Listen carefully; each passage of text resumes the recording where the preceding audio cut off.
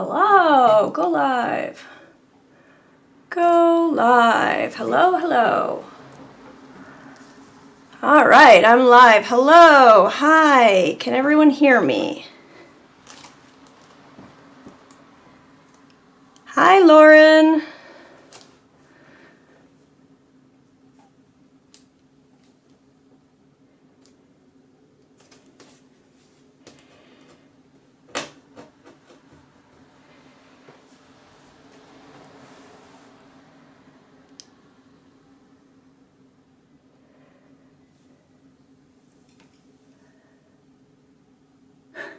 Hola, Paulo. Sound is good and we can see. Hooray! Yes! Okay, this is awesome. So I have a lovely mixing chart here. Let's get this all lined up.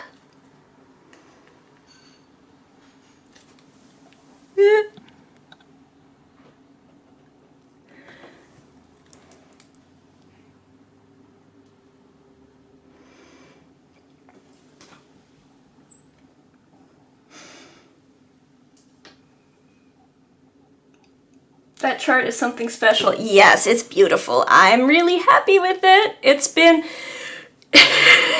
like 5 months since I made this, 6 months. Yeah, about 6 months since I made this chart. This has been quite the project in the making. Life has been super crazy and super busy. Sorry, I am waiting for my assistant to finish troubleshooting my web shop so that I can post the discount code into Patreon. But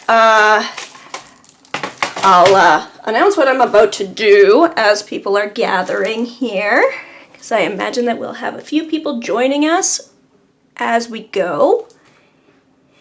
So this is a custom curated palette.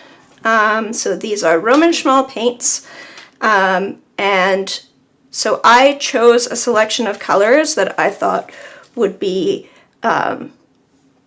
they're a selection of colors that I like working with and that highlight sort of some of the unique things that Roman Schmal has to offer, as well as some more unique pigments that maybe people don't have already in their collections. So I tried to select a selection of colors that is usable as a first palette. So if you don't have a watercolor palette at all, you'd like to start painting with watercolor, this is a way to start. I will be running workshops again. I've run workshops and classes in the past and had somewhat put that on the back burner with all of my health issues and COVID and all the things that happened. But I'm starting up classes. I will have both in-person and online classes. Those will be, details will be announced in the next week or so, and they will start in the summer. And so there will be discounts for those too if you want to sign up for a class and get a palette. But regularly, these will retail for $100 Canadian if you're getting just the palette. They are 12 full pans, and there's space for 2 more. I will have some suggested extra palettes available in the shop, or you can just use any, or extra pans available in the shop, or you can just use any pans you want. And then I also have a 20% extra early bird discount code that is about to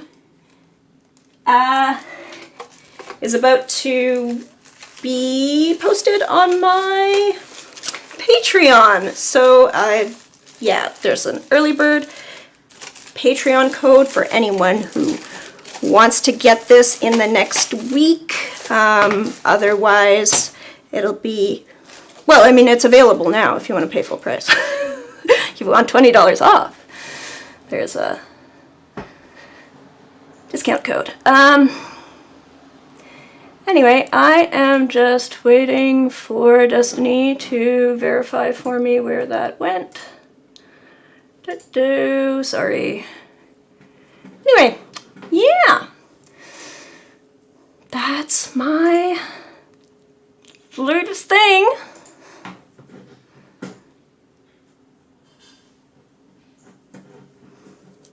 So how is everyone?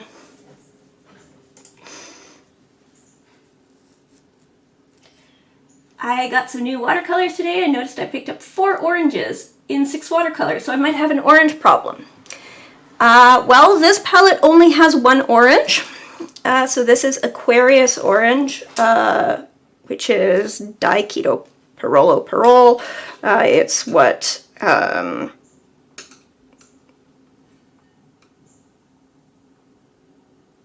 sorry, I'm losing track of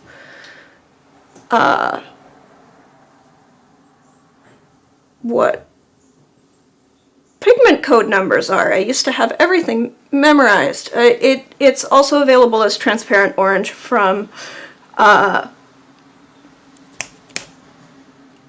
Winsor Newton. It's the same pigment as Winsor Newton uses as in their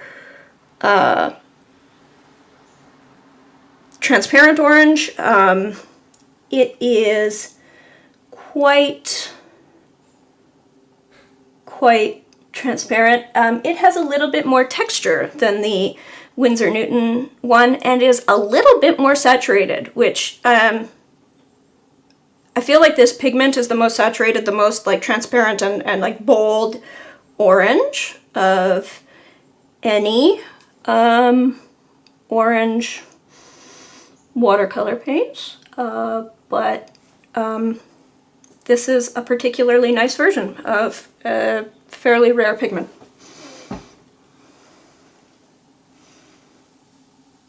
Is the launch happening now? The special extras, the extra special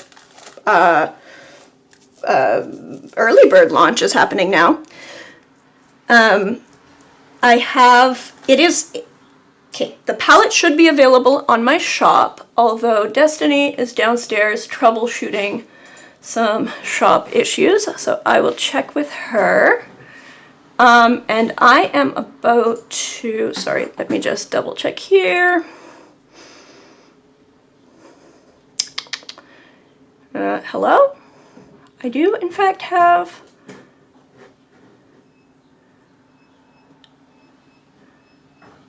other products for sale. Shop home. Where'd it go? Other products. Huh. Shop home.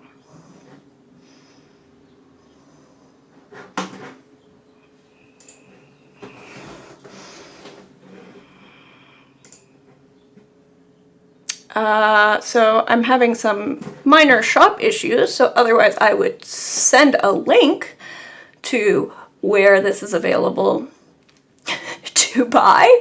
But yes, Lana, this is now available to buy. There is a discount code that is going to be available in the next several minutes on Patreon.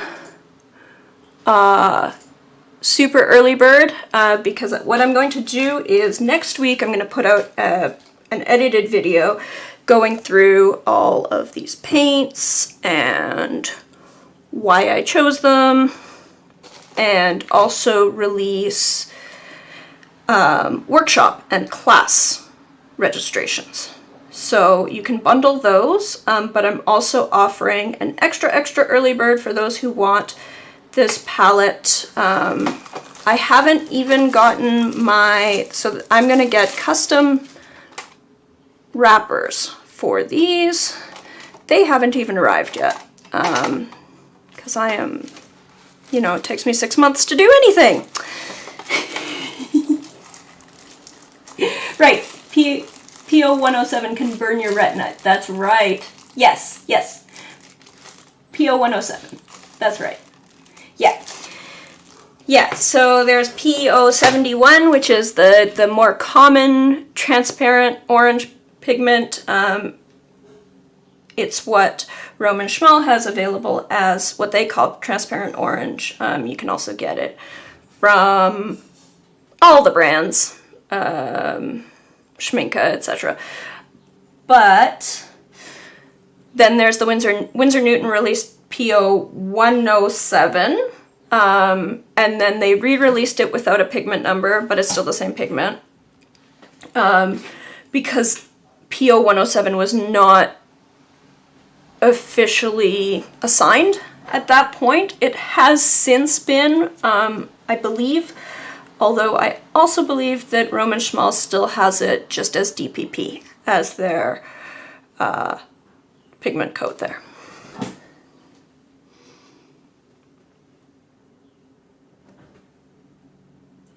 Yes. Thank you, Lana. Yes, those are both correct links. I am trying to get the correct link to the item because there's some rearranging of my shop. And oddly, when the shop gets rearranged, it takes a moment for, there's some extra steps to sync it from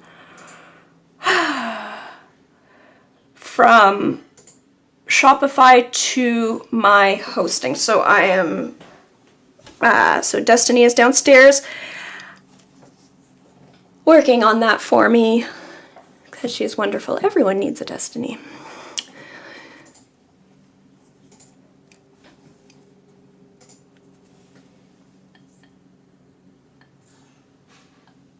Yeah, I think the only place I've seen PO 107 was the,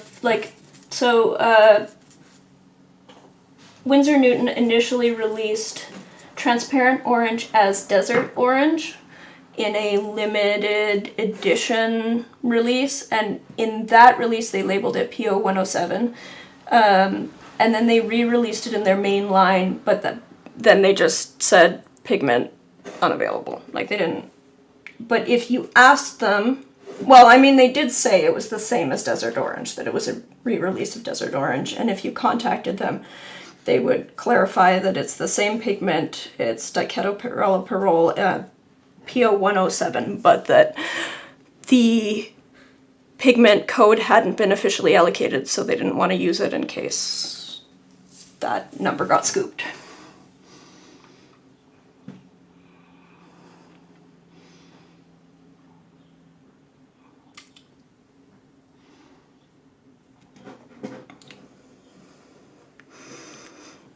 Yay! Whee! Anyway, I'm gonna go grab some things and check in with Destiny. Maybe she's got some news to share with me about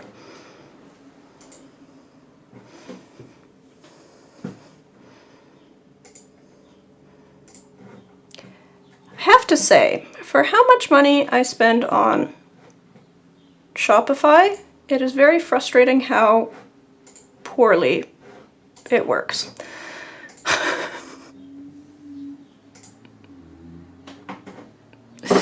Okay.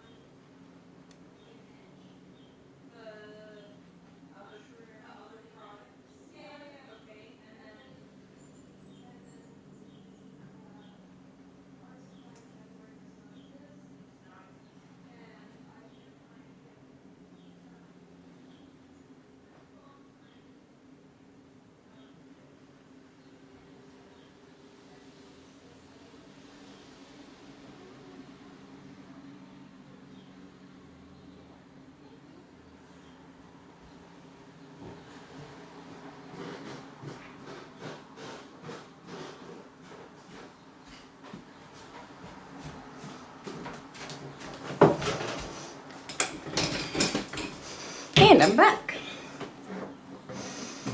How are we doing?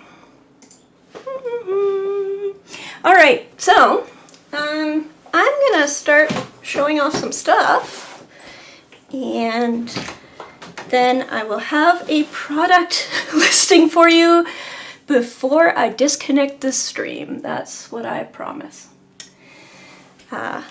We've just got some Shopify problems, some little technical problems, which are preventing me from giving you a proper link to this shop. So, to give everyone a little bit of a background, reintroducing, so I have, so Roman Schmal Aquarius is a lovely, lovely watercolor line out of Poland. When they first launched, I saw some press from a few other watercolor artists. I was impressed with the range of pigments that they launched with, which was very large. They have a huge line, and it's just been getting huger. And I contacted Roman Schmal, the man behind the brand, and asked about where I could get some paints. So this was before they were available at Jackson's, before they were available in local shops, and he very generously sent me some paints to sample right from the start. So right when the brand launched. Since then, he's sent me, every time there's a new release, he often sends me samples of those newly released paints. Hi Jill! And I've always been super impressed with their line, and I tend to not be very brand loyal in my palettes. Frankly, I feel like pigments are pigments, paints are paints. You can paint with any kind of brand you like. But I have found when teaching classes that it's a little bit challenging because I do have paints that I prefer. So I prefer to have some very bright, high chroma, transparent colors for mixing. There's some pigments that I really like for adding texture and stuff. And of course, whenever you are demonstrating or teaching a class and you have some nice paint that's super bright and that has some interesting behavior, you'll have people watching who want to get that. And I get it. I look at other artists and I see some cool paint. I'm like, oh, I want it. But I always found it challenging because when you're running a workshop, people want to have a materials list, and I find it really awkward to give them a list of 12 paints to buy from one brand because, you know, probably most people already have some paints. I don't want them to be duplicating. I don't want them to be spending a huge amount of money buying watercolor paints. Open stock in Canada is ferociously expensive. So if I was sending people out to get their own individual paints, I mean, that's a $300 investment just to get a handful of paints, which they might already have some of. And also the range of brands that's available locally is limited. You can get Winsor Newton pretty much any shop, but they tend to be really, really expensive. Like you'll get one of those little 5 milliliter tubes for $15. Yeah. We have Daniel Smith available fairly readily locally, sometimes Holbein, but then again, I could never really build a full set out of, you know, none of the beginner sets really have the colors that I prefer using. I'm not going to lie to people, right? Like, you can definitely paint with that. If you have a 12 color set from Winsor Newton, like, you can definitely just paint with that. I found it frustrating, basically, running workshops, because I would try to encourage people to just use what they have, and then I would see people go out and they would run out to Michael's and they would buy an Artist Loft set of 100 paints for $100. And the paints would be awful, and I would end up squeezing out my own paints because I want people to be successful. So I wanted to have an option available for people who either don't have any paints and are taking my classes as a first class. I also wanted to showcase some of my favorite paints and maybe make a set that somebody who already has a beginner set will still appreciate. So these are not the same pigments that you'll get in the average beginner set, right? Like, there's a certain pattern of what comes in those little 12 pan sets. I wanted something that would function as a beginner set, but that would be a little bit different. Like, I don't want to be repeating exactly what is available elsewhere. And so last fall, I contacted Roman Schmal after he sent me another sampling of paints, and I asked about whether I could build a custom palette, like a curated palette, which is something that he does for a number of artists. And so I did that. So this is my selection of Aquarius paints. And they'll be, for now, exclusively available through me. But these are Roman Schmal paints. They come in a nice little Roman Schmal tin. These come unwrapped inside the tin. When you get this tin, it will have a nice little wrapper around the outside of the tin that has all of the pigment information on the back, a nice little cover on the front. You'll also get one of these, which has all of their current line. It's a printed color chart. And then I will also have a few additional colors available in individual pans, because these come in a set like this, and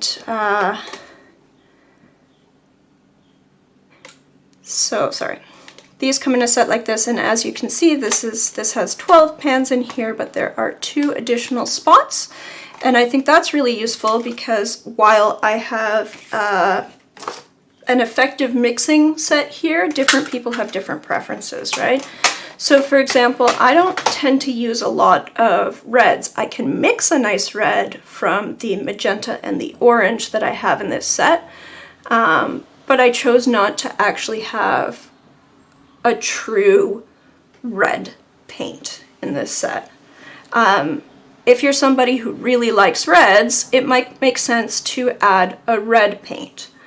Alternatively, if you're somebody who really likes granulating earth tones, Roman Schmal has a huge selection of those. So whatever your preferences are, you can add a couple of paints to your set, fit them right in the palette, and have a set that's customized to you, as well as something that, you know, these are paints that I recommend. Yeah. So this is available for $100 on my web shop as soon as that's $100 Canadian, so that's about 70 US. If you're in Canada, you have to pay HST, If you're not in Canada, you may be dinged on customs. I'll do my best, but I do have to be honest when I ship, so you may get dinged on customs. Probably if you're in the US, actually, they won't hit you with customs because it's under the customs minimum. If you're in Europe, you probably will be dinged on customs. Sorry. That's just what's going to happen. What are the shipping prices? Those will be listed on the shop. Sorry, Destiny set that up for me. I believe it's something like $20 Canadian for shipping to Europe.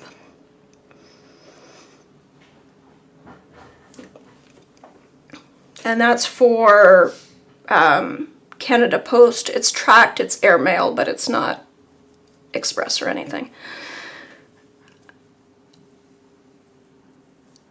There might be some extra options. I know that it's done by weight, so Shopify will have some details about that as soon as Shopify exists again. Shop home. Do I have a shop again? Oh my goodness. Other products. Okay. Destiny's gonna fix this for me.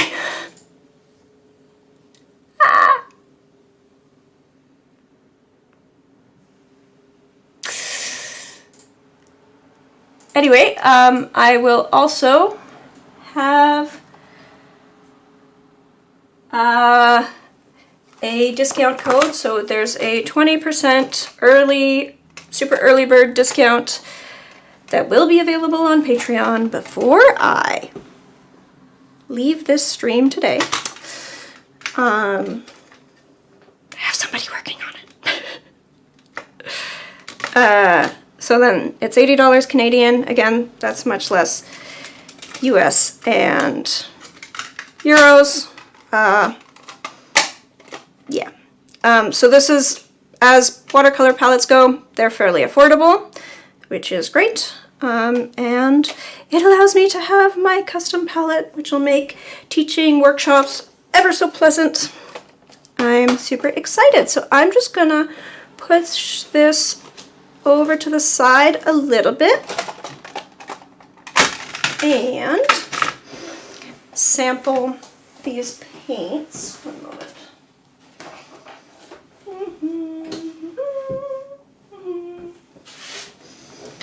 And show off what all these paints are.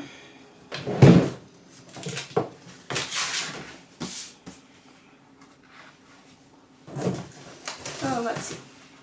Now, what's this? So this is some very budget watercolor paper that I got while traveling. It's a local Canadian brand. It's not the best, but it'll do for this.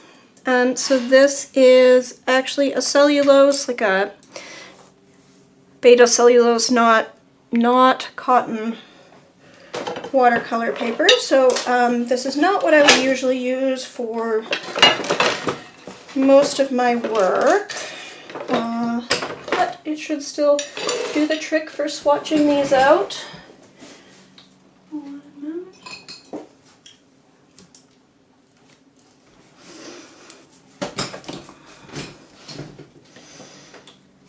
Customs are okay, don't worry about it, we're used to it. Well, so the thing is, it's kind of a trade-off, right? Like, we have to pay customs on everything too. On the other hand, we don't pay taxes, like you won't have VAT on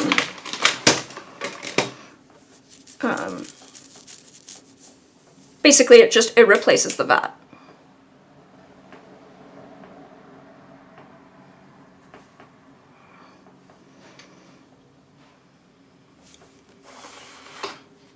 So my first color is, of course, a PY150, which Roman calls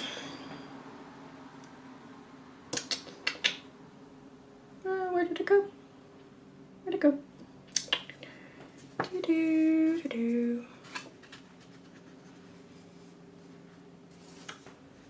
I'm so confused.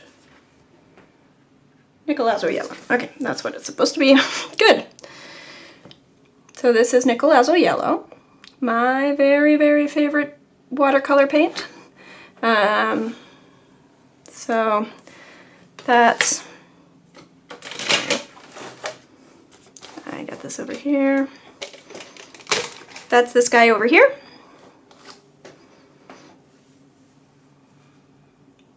We pay taxes too.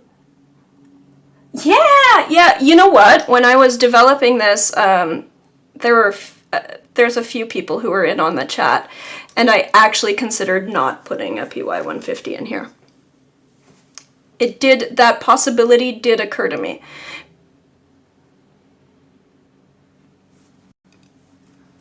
This palette is actually quite heavy on the yellows, which is interesting, because usually PY150 is my only yellow, but it is available from every paint maker, and these days, and Roman has some really interesting yellows, including some fairly unique ones. So I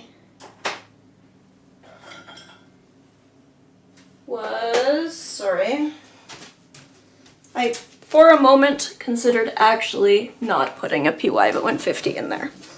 So the first one is a PY150 Nickel Lazo Yellow.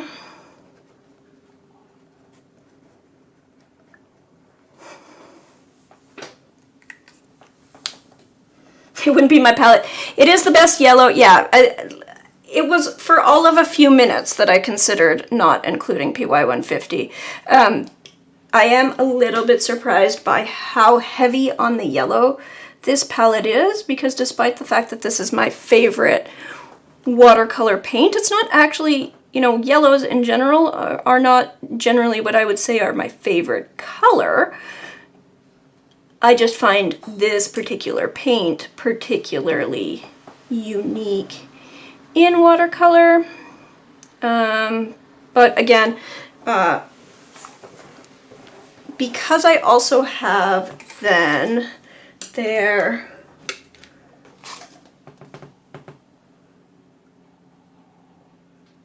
golden yellow, I believe. I should pull up my own color chart. Sorry, my own color listing.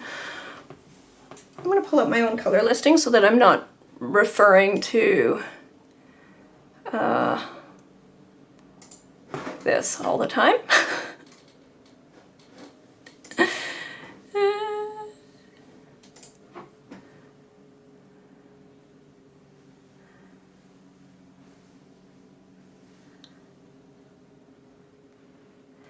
Right. Okay, sorry. No, it's not golden yellow. That was another, so this was why I was considering whether I needed to have Nickel Lazo Yellow at all, because my second color here is, wait, what?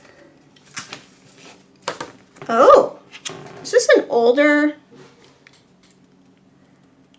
Fascinating. Fascinating. I believe I have this printed color chart is actually is printed before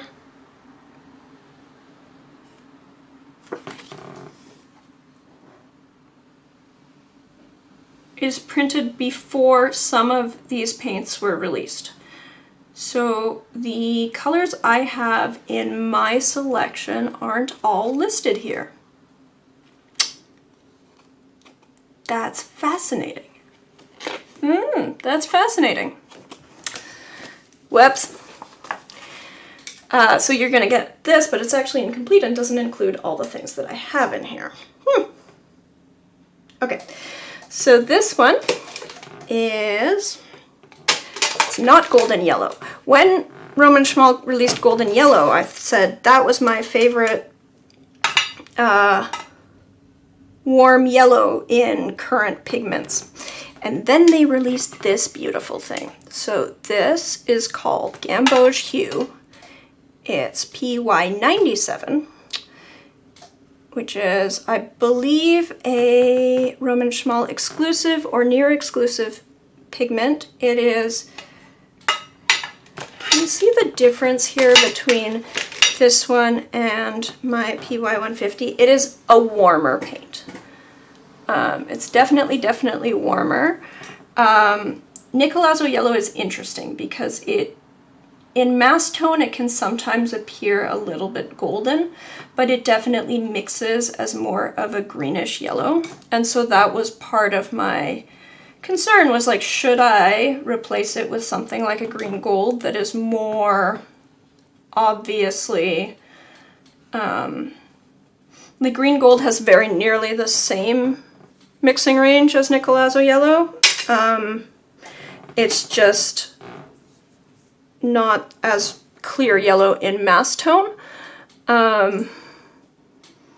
So there was that was where my brief moment of, do I include my favorite paint in my personalized palette came from. Yeah. So then this is PY97. Gamboge Hue.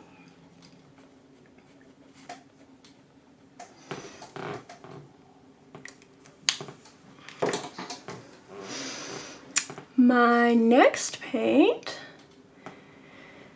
is, let's try this again. Other products. Shop Home, Daily Leaf Collection, Shop Home. Available in shop. Yes, I know, but ugh.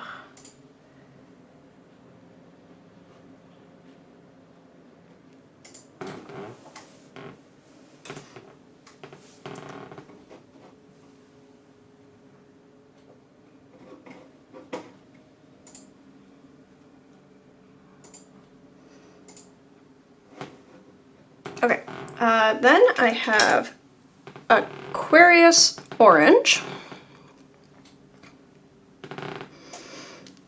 And so this is, again, one of those Scar Your Retina's bright colors.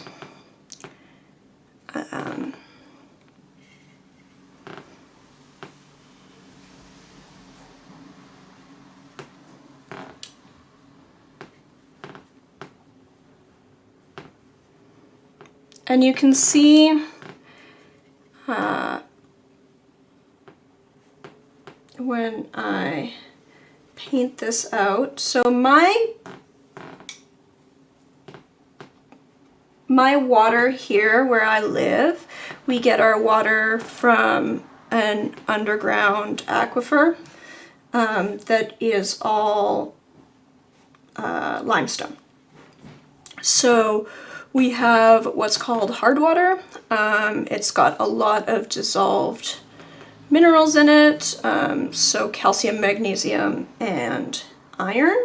And it's got some of the most dissolved minerals in it in North America. So we've got like some of the hardest water in North America.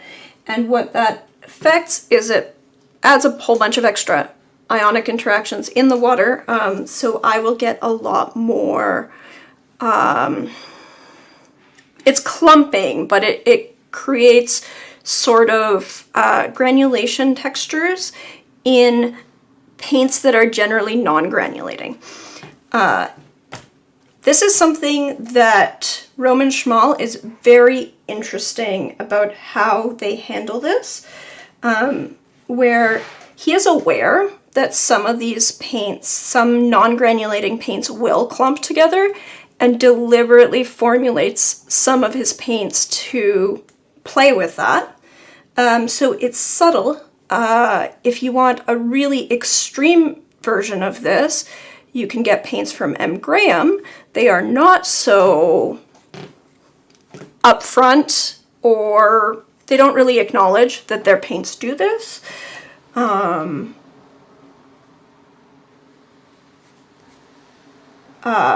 But their paints do this even more.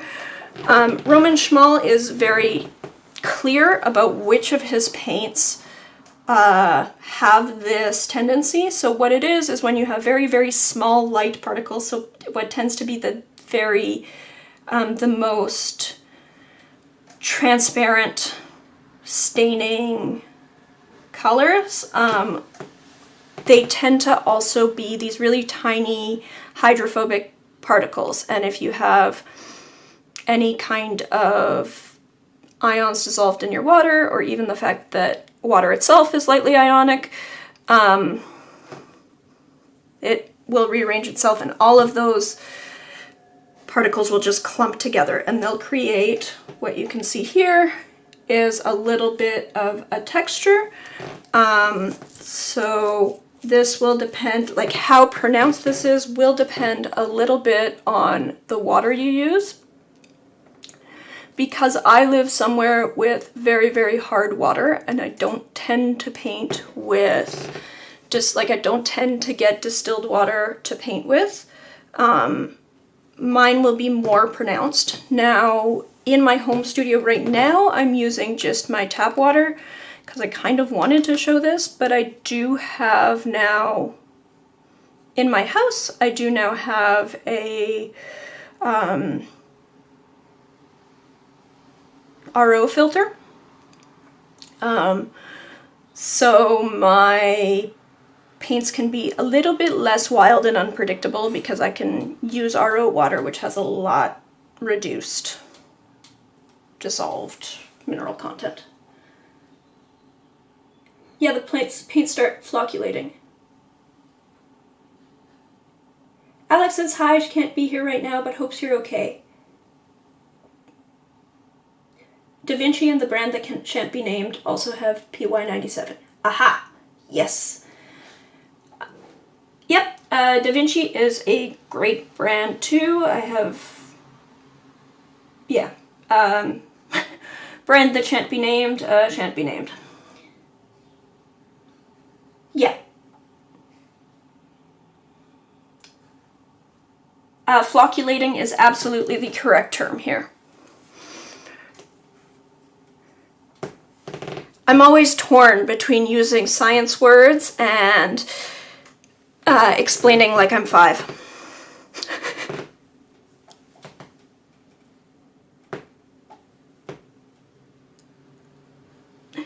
But yeah, it's flocculation. Technically, it's not granulation. It's not individual particles sinking. It's a bunch of particles clumping together, but it's a similar effect to a granulation. So Roman Schmal actually has a background as a chemist as well. He's very aware of what's going on in these paints, and he deliberately plays with it. So I spoke to him about this specific thing, and he said, yes, this is what's going on. No, it's not actually it's not actually a granulating pigment. It has to do with the saturation of like how much pigment to binder we put in and how it's mulled, but that he likes it in some cases, so he deliberately. Let me just say this, granulating is not a scientific concept. Sorry, yeah, no, it's not a scientific concept, but it is a description of a specific mechanism of texture in watercolor, in paint, right? So it is it's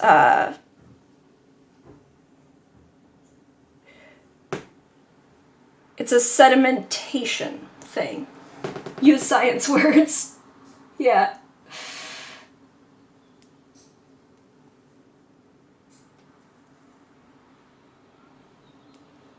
So granulating paints would usually be, like, the scientific equivalent would be if you are separating out by sedimentation, by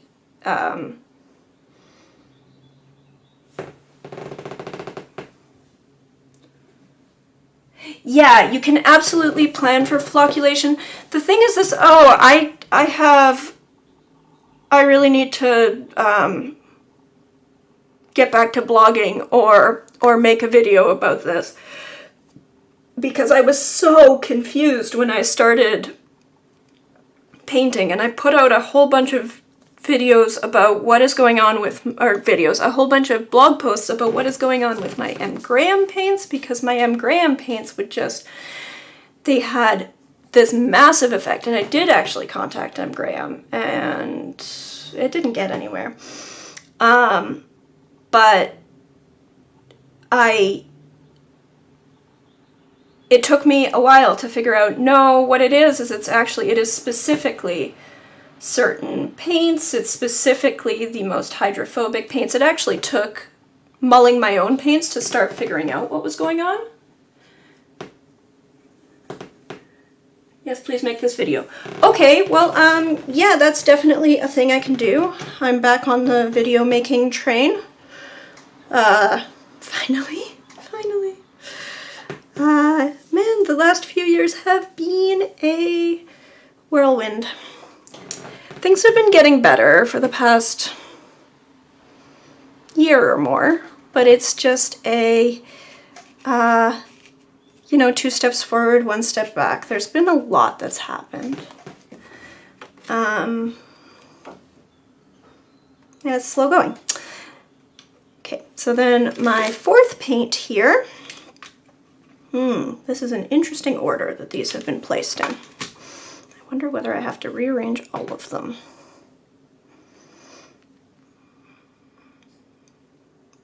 So my next paint here is a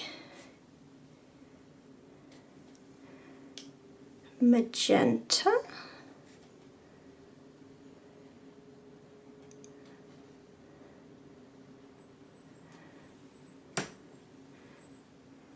And this is a very beautiful magenta. Roman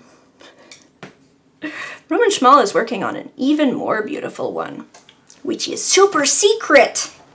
I actually had to remove the thing where I shared it because I got super secret stuff, and then I shared it too early. Whoops. So I can be obnoxious in the comments. Yes, please. Thank you for all the information. Thank you for watching. Thanks for everyone who's stuck with me for the past few years. I know that I've been really inconsistent, and unfortunately, you know, I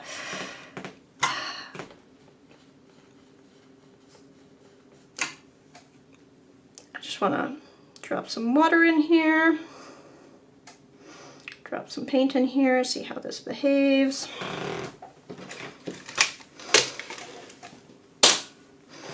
I've been super inconsistent, and that is the current, like, I'm very grateful in many ways that the internet is here to build networks of people with really, really niche interests. It's amazing that I can connect with people who are interested in the same stuff as me, but social media does not take kindly to inconsistency. And unfortunately, sometimes life gets in the way, and it's difficult to keep pushing through and creating content. There's no safety net, no health insurance for independent creators. you know, you stop posting, you lose your following. So I'm really grateful that I do have a core of people who have stuck around and are still there. And it's really going to help as I'm rebuilding. So thank you so much. Greetings from Germany. Thank you, yes. Germany is winning today. Yeah, we have 2 Germans today at least. Anyone else?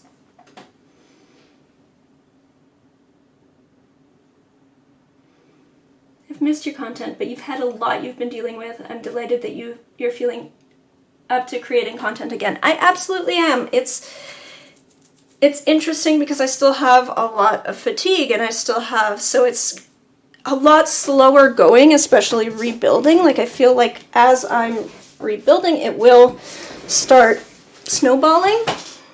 But it's been, you know, this is the ADHD condition, is I have always way more plans than I do ability to carry them out. Sorry, I'm going to rearrange this palette because it is in an interesting order.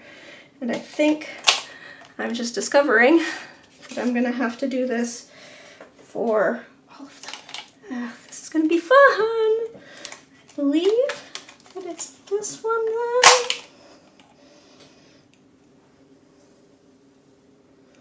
then. No, then it's this guy.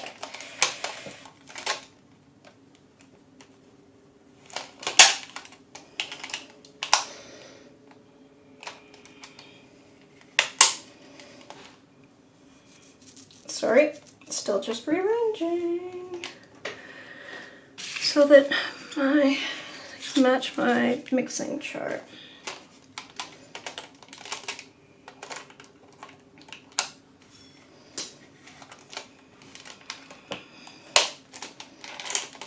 It's gonna be fun.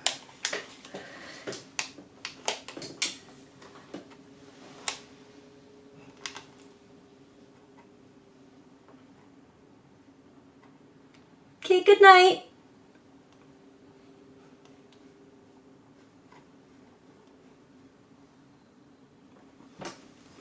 It was nice to see everyone. Well, sorry, it was nice to see you, Paolo. I'm still here. I'm not going anywhere. Still chatting with people.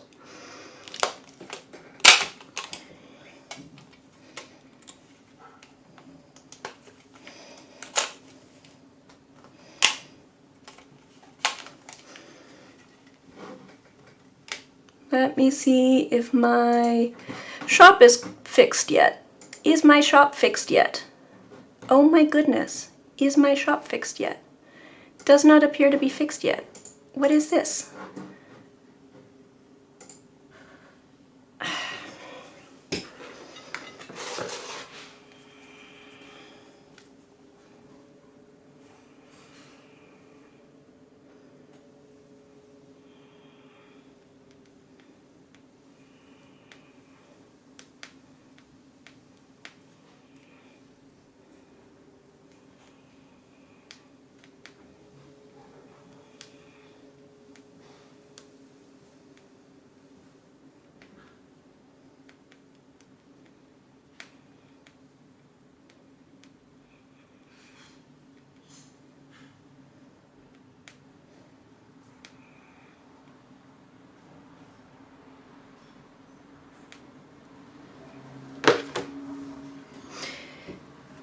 And then that's that, and then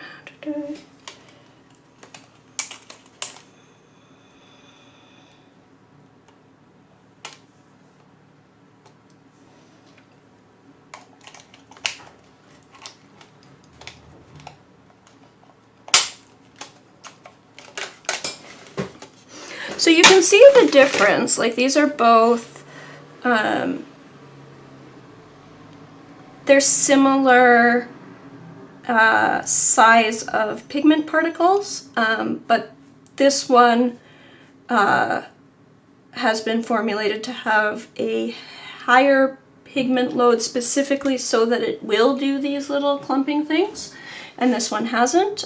So here you have your classic non-granulating cauliflowering, although because I have such hard water, you will still see a little bit of clumping around the edges of those cauliflowers.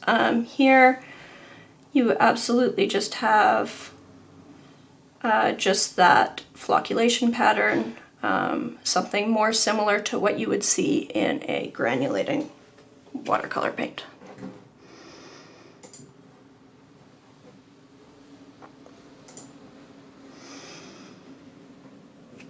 You can stay, absolutely. Yeah. Yeah, I'm still here.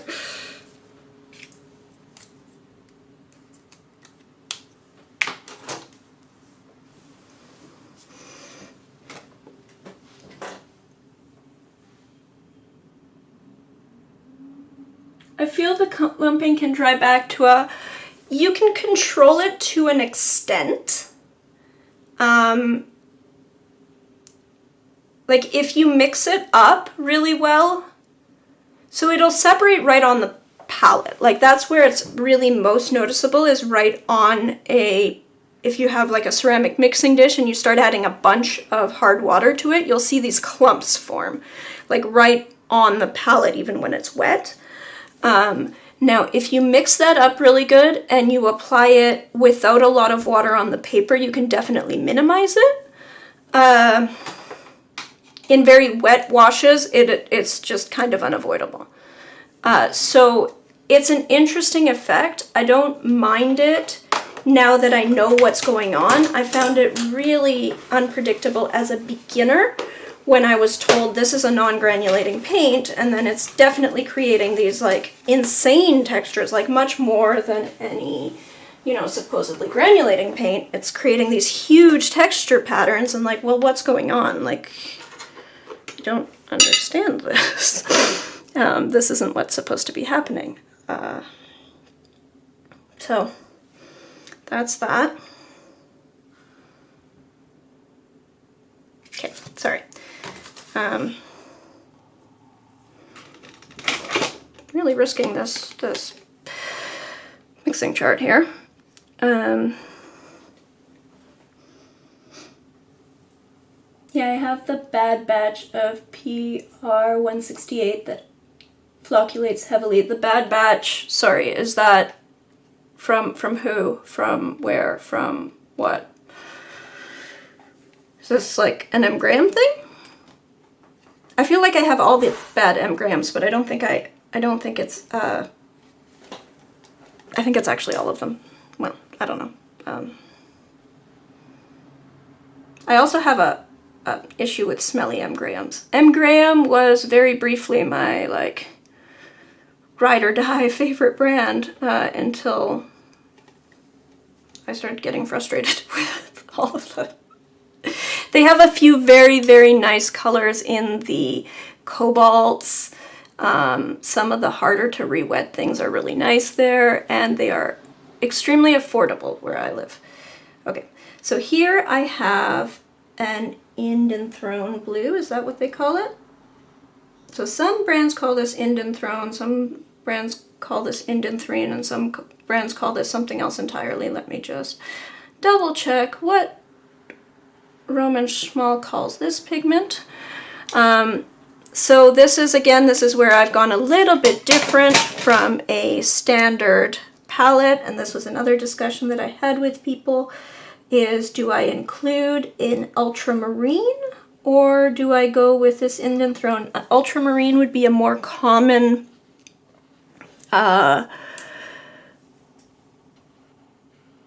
choice for this like reddish blue spot on your palette. Like beginner palettes usually have ultramarine, and Roman Schmal has a really nice large range of ultramarine paints, including some really nice, easy to re-wet bright ones.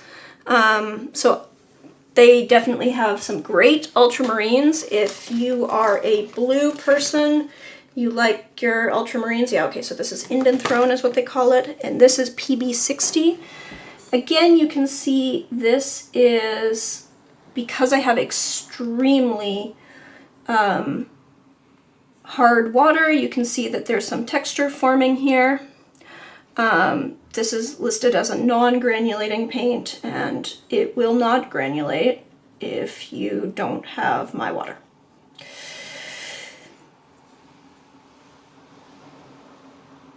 But if I go and I add a little bit more of it, so this is a transparent, non-granulating, it's a little bit less bright than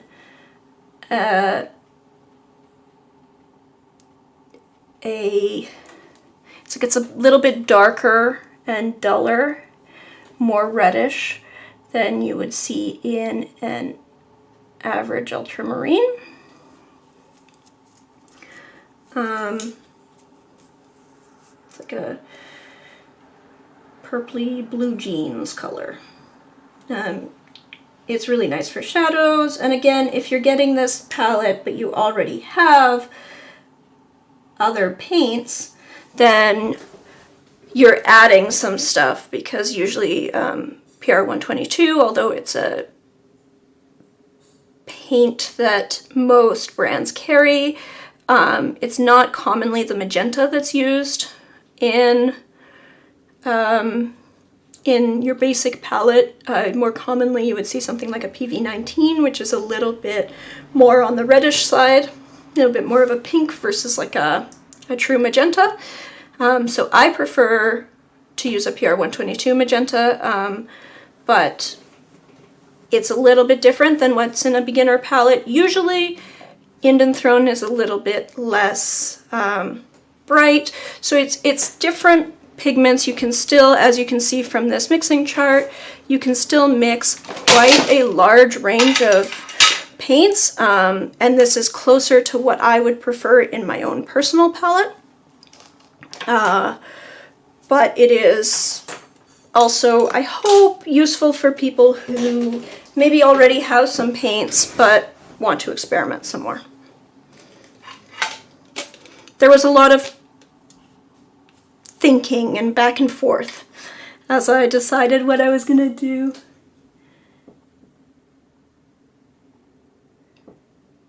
Oh, it's core. Yeah, okay, that makes sense. Yes, right. Yeah, okay. Yes, core usually has very, very smooth colors, so it's unusual for core paints to do that. Core's transparent orange is PO71, and but it's the best PO71 that I've seen. Core's paint tends to be very smooth, but very wild. So you'll get a lot of cauliflowers, but you won't usually get this texture stuff.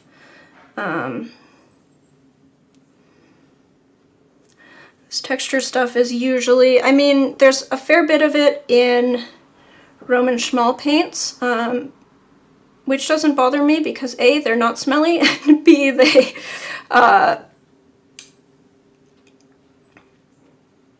he's very upfront about what's going on there, and he's happy to discuss it, which is, for me, like, that's the thing. I'm pretty happy with, like, a lot of different things. I just want to know what's going on. And that's something that I really, really love about this brand is, you know, Roman Schmal, the guy, is a chemist. That's what his background is before he got into paint making, and he's absolutely a nerd about pigments. He wants to have the largest selection of pigments. He wants to... so this was one of the weirder choices. So I wanted to both have a usable palette, but I also wanted to highlight some interesting things. I wanted to offer some alternatives. So this, instead of choosing a phthalo blue or a phthalo turquoise, which is what I would usually put in this spot, I chose a 2-pigment mix here. It's just really fun. So this is called Ocean Blue.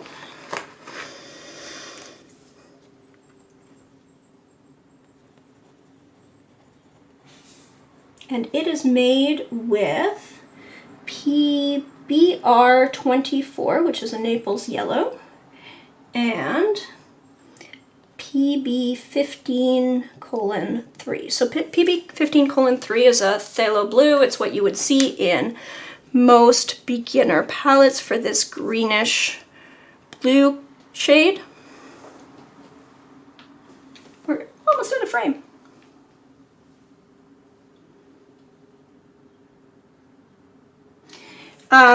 And what this does is it's a separating mix. So as Lana brought up with a flocculation, you can get some fairly smooth mixes with these sorts of things. There's two ways to do it with this. One of them is if you put it on I'm actually going to demonstrate that. If I take this and I write on my lid here, I'm going to take a bunch of this with a bunch of water. And I'm going to just add a bunch of it here. Now this is a fresh new palette, so it's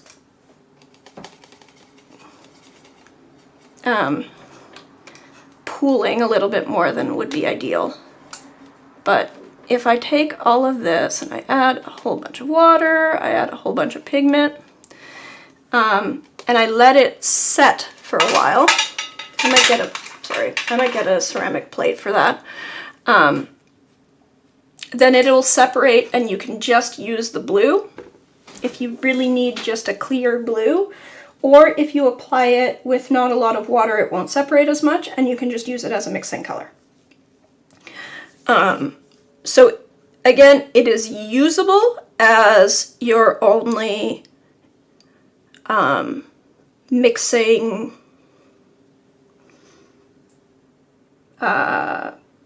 transparent cyan. It's maybe not my top choice necessarily if that was your only color, but I really wanted to showcase some of the cooler effects, and this is just a really fun one. It is usable, but mostly it's just really fun. I really enjoy it. I generally have mixed feelings about these separating mixes because this is the sort of thing that for most of my colors, I want to be able to have just the regular colors and then I add in texture if I want it, right? I mix my own effects paints, but it's nice to have one or two. This is subtle enough and usable enough as a mixing color that that it doesn't bother me, but it is if you add a bunch of water, you get this really cool separation effect. So that is one of the weirder ones in here. And then I will go move this over. And I'm sitting on my... Okay. I'm gonna check on my...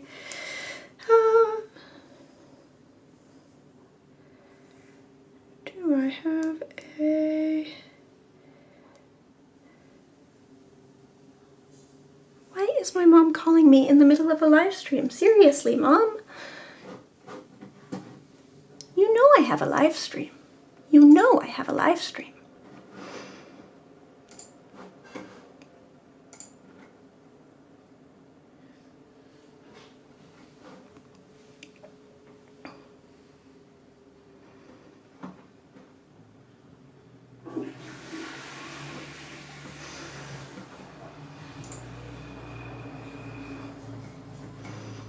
Okay, let's see.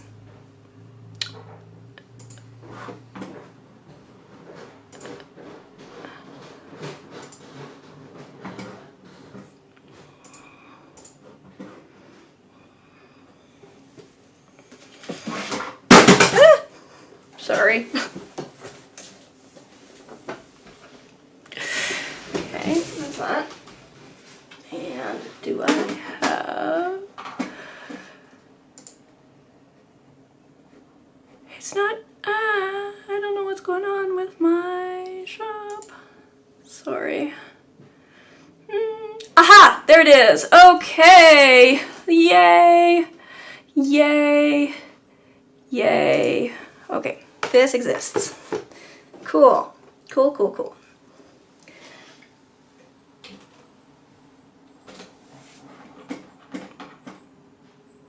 All right, so I will list that now, put that in the, here. Hi, Mom.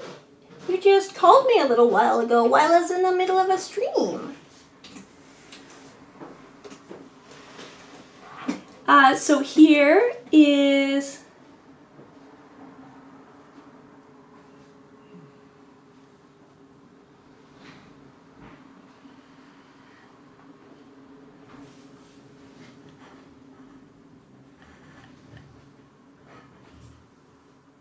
aha, so there's that, and then I'm also gonna go post that on Patreon one moment with its discount code. One little quick little thing.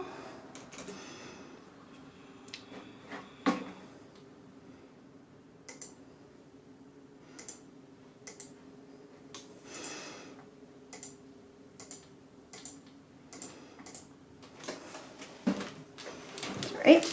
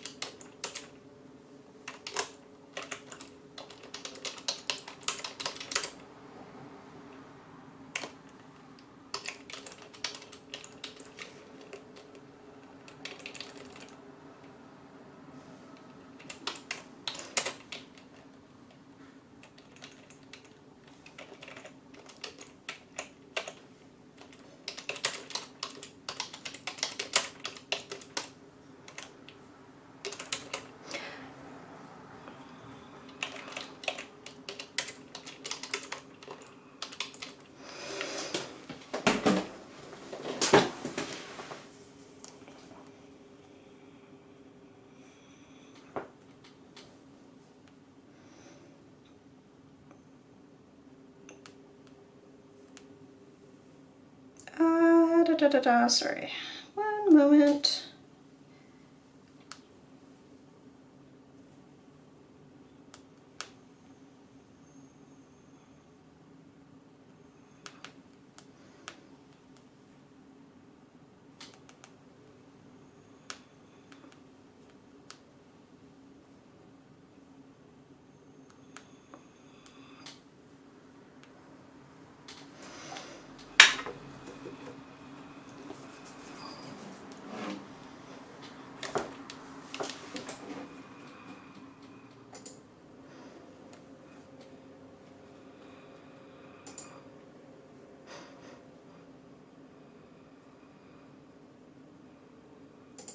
Okay, so I'll post the Patreon discount code in just a moment over on Patreon.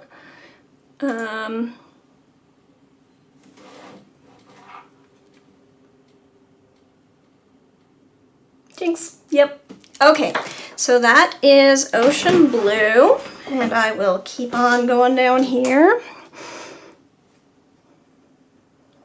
So next I have,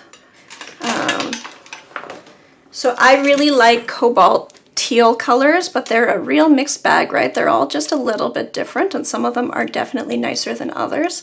This is my favorite version of this, I guess, group of pigments, because the exact pigment is different depending on the brand. Sometimes it's PB28, sometimes it's PG50. I thought I liked the PG50 cobalt teals better until I saw this one. This is my favorite version of this shade, this like general class of pigments. So cobalt teal is this very bright, semi-opaque, granulating, but like really bright tealy color. And it's just such a happy color for me. I really enjoy it. This is called Cobalt Sea Blue. And it's PB28. I'm gonna go swap out my water, which is getting disgusting.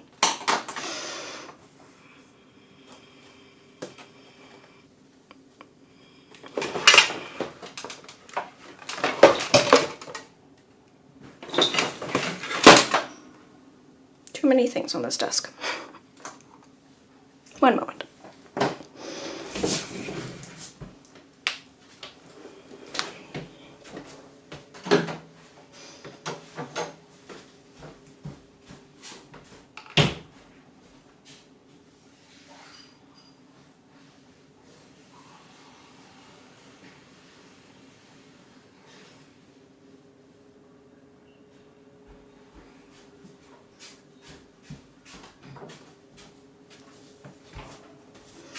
Oh, did I just spill? I spilled water over my own little sample card. Whoopsies.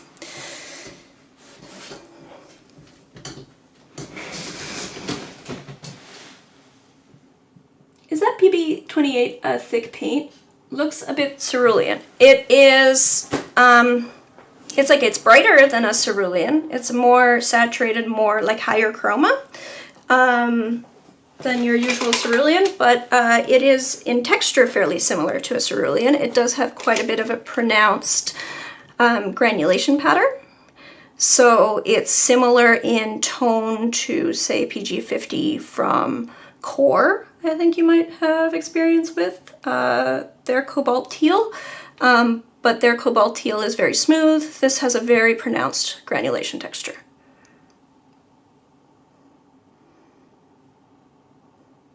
It's got sort of a thick, milky feel to it, but not, they have a few others, like they have a Cobalt Teal, which I tried first. So Roman Schmal has a Cobalt Teal, which I tried first, and that one really does, it has sort of a milkiness to it, where like it separates and it just feels like, it's got like a whitish sort of separation to it. This is just like bright blue all the way through.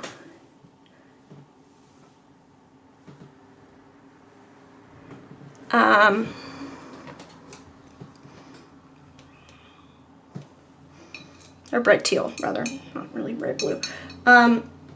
Okay, next up, I have this. I had a thicker brush that I was using. Where did I put my brush? I'm making a big mess of all my stuff. Gigantic mess of all my stuff.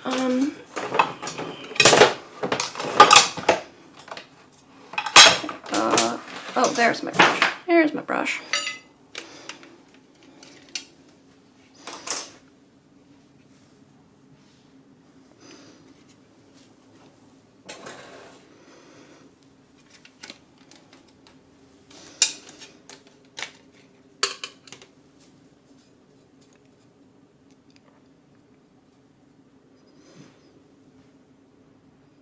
So then this is Perylene Green.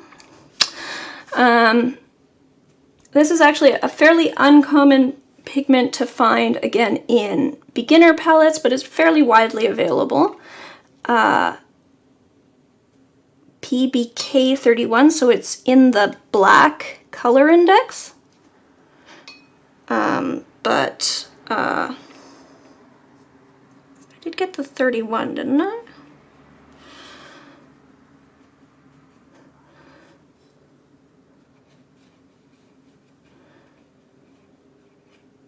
This looks almost like they're dark green. Oh well, this is gonna mix a little with my spill from earlier.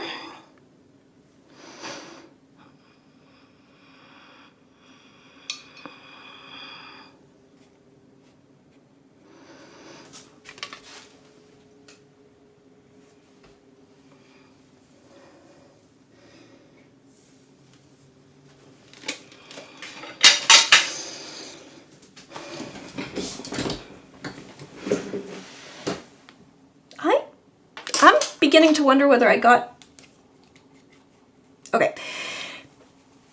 Gonna label this PBK31 Perylene Green. I'm a little bit surprised by the behavior of this paint here. It is looking to me, so Roman Schmal has two Perylene Greens. They have PBK31, which is what I ordered, which is the more common one. They also have PBK32, which is a unique to them pigment, which is Perylene Dark Green, which is more yellowish and supposedly a little bit darker valued. I don't know. But that they've formulated to have more of this flocculation pattern. And honestly, although I think I ordered the PBK31 because I prefer it, despite the fact that the other one's rarer, this looks to me more like the behavior of their PBK32. So this is interesting. Very interesting. I'm going to need to double check.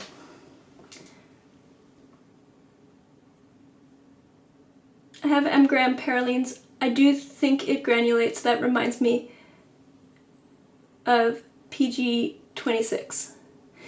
Yes, yeah. So that's the M-gram flocculation thing. So Perylenes are another one of these very small pigment particle hydrophobic pigments that rather than it being individual particles that sink because they're heavy, it's individual particles that clump together because they're hydrophobic.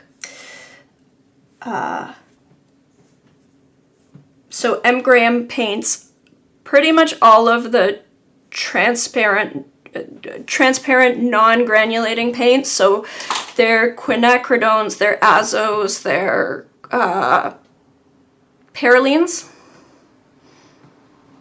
Any other families? Quinacridones, azos, Perylenes. That's the big ones. Also things like their Prussian blue. All of them have Prussian blue, Indanthrone. All of them have a pronounced flocculation pattern. Wait, sorry, it's Da Vinci. That's... Oh, because I gave you a Da Vinci Perylene, didn't I? Ha ha ha ha ha.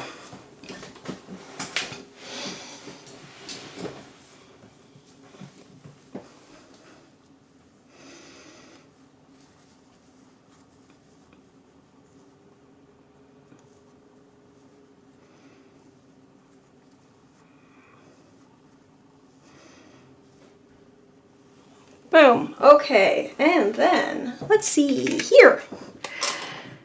Next up, I have this guy over here. So then this is another fun one. I wanted to have a few fun things in here that are just for fun. They're not something that would necessarily go in a beginner mix. They're just things that I enjoy. So this is a really nice green. It's called Autumn Green, and it is a mix of, I believe, 3 pigments.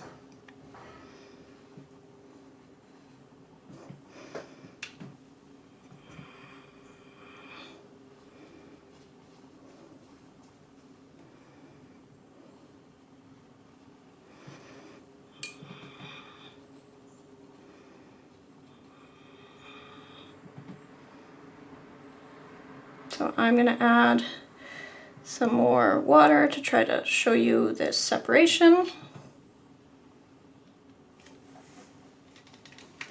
What it does in washes.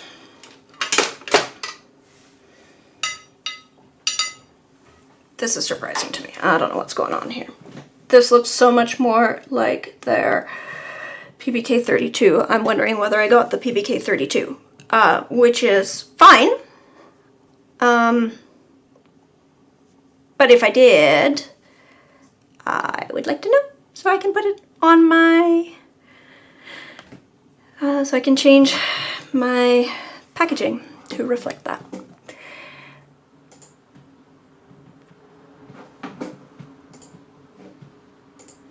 I debated between the two, so like I'm not, you know, I don't really, not heartbroken about it if I did get the other one. So Autumn Green is a mix of PY150, this guy, PR122, this one, and PG36, which is a cobalt green. So, and it creates this wild separation pattern. It's like, it's a really beautiful, like, you know, one stroke mossy color. Like if you're painting forest mosses, this is a one pass paint some forest mosses color. I am going to be using it so much when I head back to Porphyry Island this June. And I'm really looking forward to being able to vlog this time. So last year I did 2 residencies, a group residency, which unfortunately I'm not going to be able to rejoin this year. Finances and other stuff. In May, and then last year in June, or last year in July, I went to Porphyry Island, which is about 1,000 kilometers north of where I am. It's in Lake Superior, which is the largest of the Great Lakes. And it's just about 100 kilometers off of Thunder Bay, which is, you know, one of the northernmost cities in Ontario. Actual cities, you know, there's towns further north. So it's this little isolated island. It has a lighthouse on it, and so the Canadian Lighthouses of Lake Superior is a nonprofit organization that maintains the lighthouse and the buildings around it, that little point on the island, as a tourist destination, and they run artist residencies every summer. And it's magic up there. It is right on the boreal to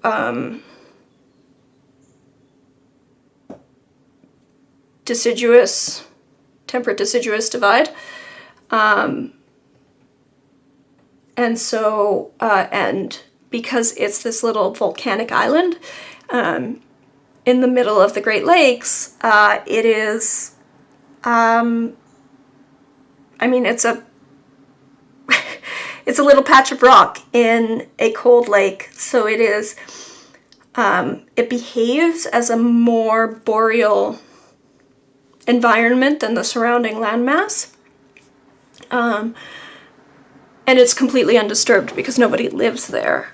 So it's beautiful. It's beautiful. There's so much, like the old forests, and there's just so much diversity of lichen and fungus and all of these.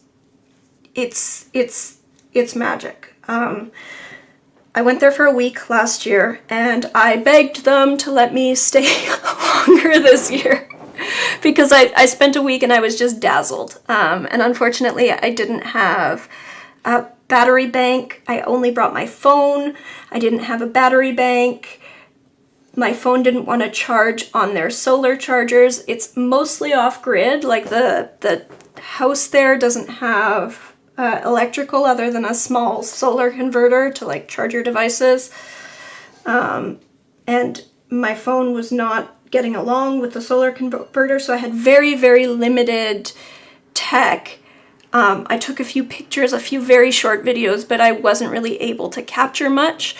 And I was just dazzled. I was there for a week, and I probably spent the first 3 days just like staring everywhere, just in amazement.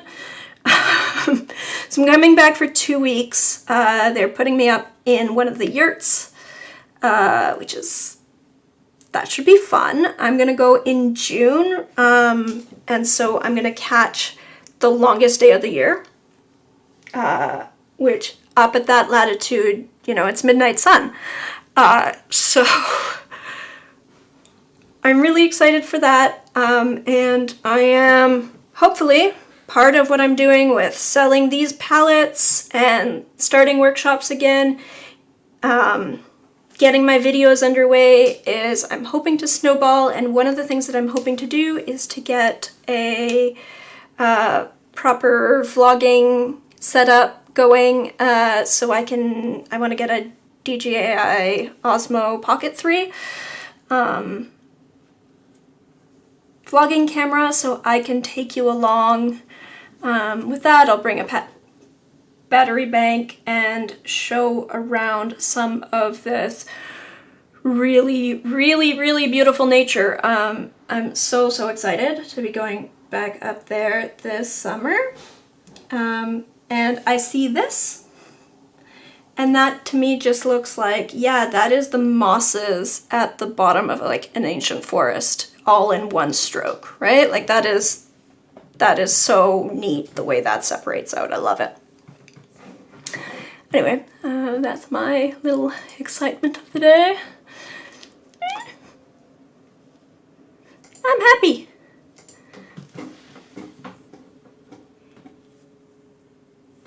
Yeah, it is so great. It is so great. I'm so excited, and hopefully I'll be able to vlog. I'm looking forward to doing some more of that. I've been realizing like different camera setups, so I've got a setup above my computer desk here. It'll soon be moving back to my regular desk, so that will help with my back issues, but it's quite nice to have a regular streaming setup that's attached to an arm on my desk. And so then I just flip on the lights and flip on the camera and I can stream. But it means that my main camera, I don't like really pulling off of that because it's just complicated. I would rather it just live on that stand all the time. I can take videos with my phone, but again, that's awkward, especially for vlogging. Like, how are you going to see what you're doing? So despite the fact that I've actually got lots of tech, it's like, oh, well, to really do vlogging the way I want to do vlogging, I need a vlogging camera. Can you hear the happiness in your voice? It is, Mom, it's so pretty up there. It's so nice. Like, it's beautiful. And you should see Ember. She thinks that she owns Lake Superior. She thinks that I got her Lake Ember.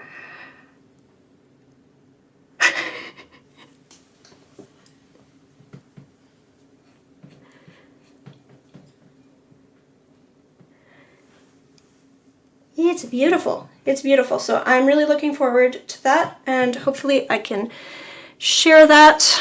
I just gotta get, I think that getting some footage there will be really helpful for the workshops that I'm planning too. So what I'm going to do is I'm going to set up like a workshop Discord, and I will record some lessons. I'll also run them in person, and then I'll have parallel in person and online. So if you're taking the class online, you can take your time to do the assignments, or you can do them at the same time as I'm offering them in person, and then share your work back and forth that way. And I'm hoping to be able to, yeah, I think it'll benefit both the people who are taking workshops in person as well as online. Okay, so then this one here, this was another choice that honestly I had never included this color, this sort of shade in a palette before. But instead of using like a raw sienna or a yellow ochre, I decided to include this Naples yellow, deep, which is the PBR 24. So this is PBR 24, and that is the second pigment in this ocean blue.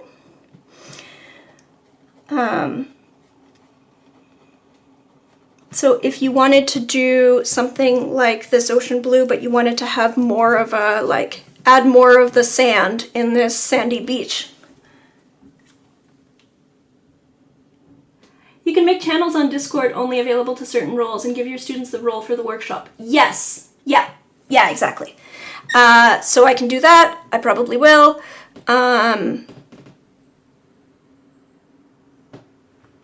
And then everyone can, people can participate how they want.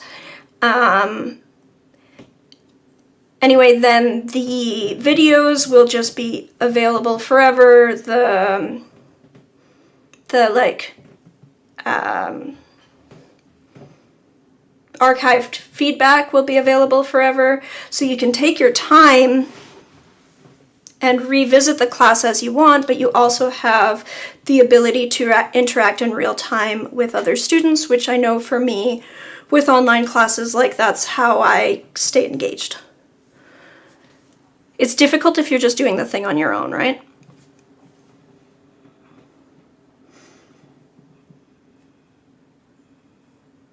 Anyway, this has a really nice texture.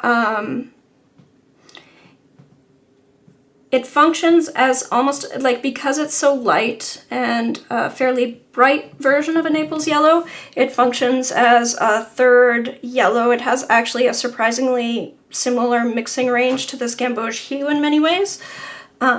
So, yeah, that's kind of neat.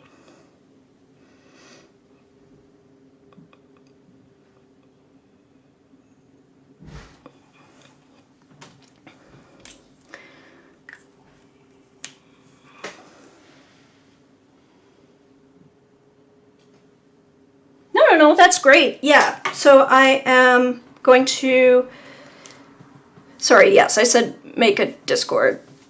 I don't need a third Discord. I have a studio one and a personal Discord. I don't need a third whole Discord server. You're right, just a Discord channel for each workshop session, and then people can join, and I can post the videos, do in-person classes, and then also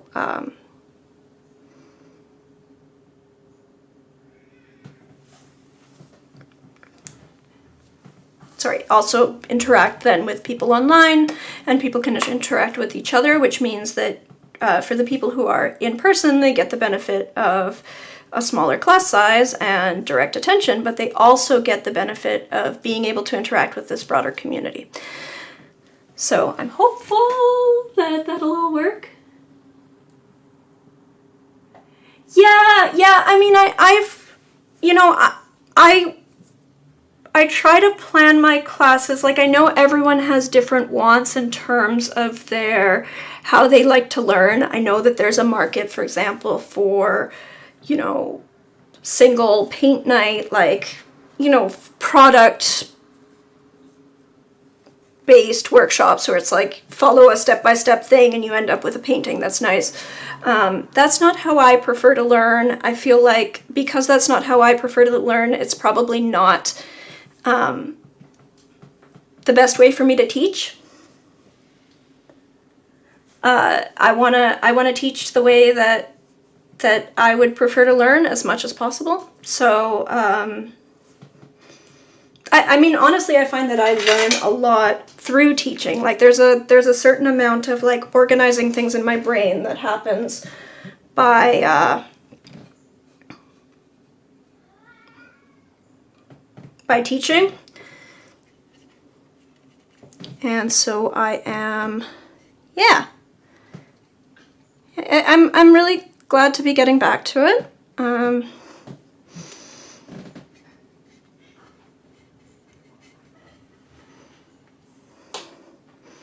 Okay, and then here I have a Potter's Pink. So Potter's Pink is a pigment that I was actually, I completely shied away from. So when I started painting, part of the reason why I was so driven crazy by flocculation was I completely avoided any kind of granulation for a long while. It just,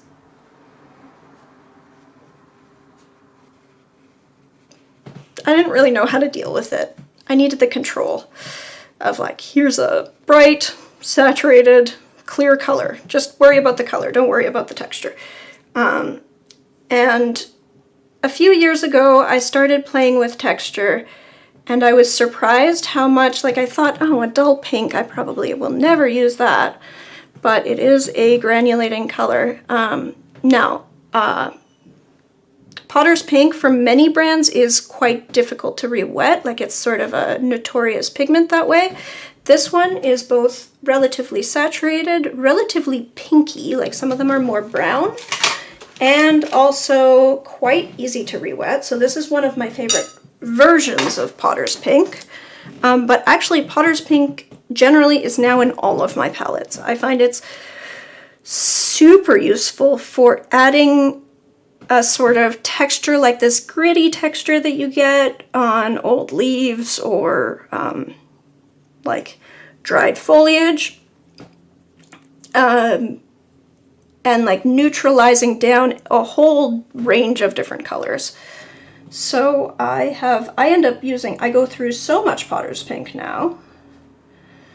And this is, I think, my favorite version.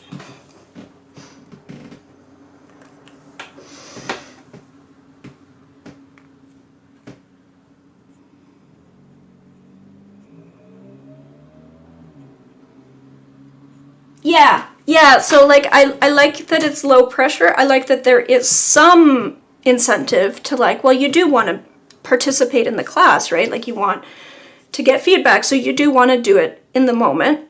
Whereas I find that if I just sign up for a class that has no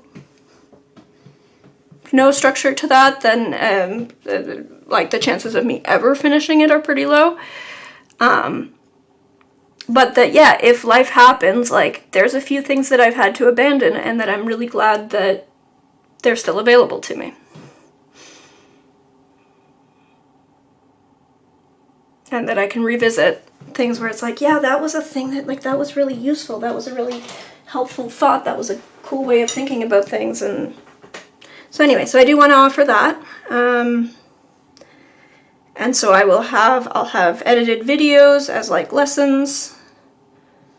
And then in-person lessons as well. I may try to offer a like critique option. I'm working out the details of how that's all going to work. When I release this more publicly, you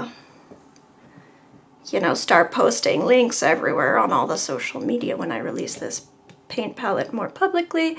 Next week, I will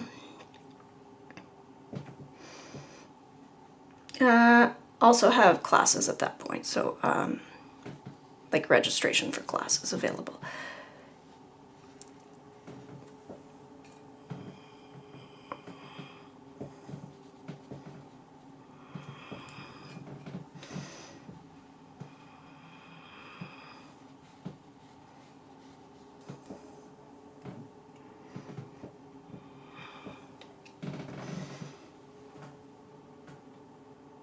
Hi, Joy.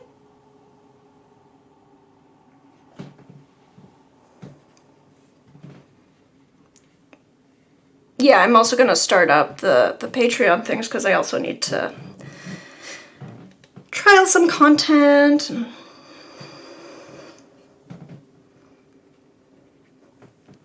And again, I'm really sorry that I've been sort of absent. I know I'm so thankful that there are so many of you who've stuck through with me, even though I've just kind of dropped off the planet for a couple of years, more than a couple of years.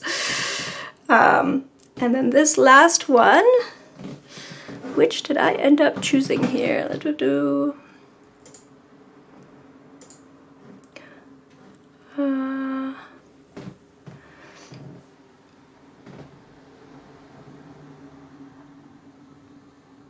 Sorry, cypress, burnt,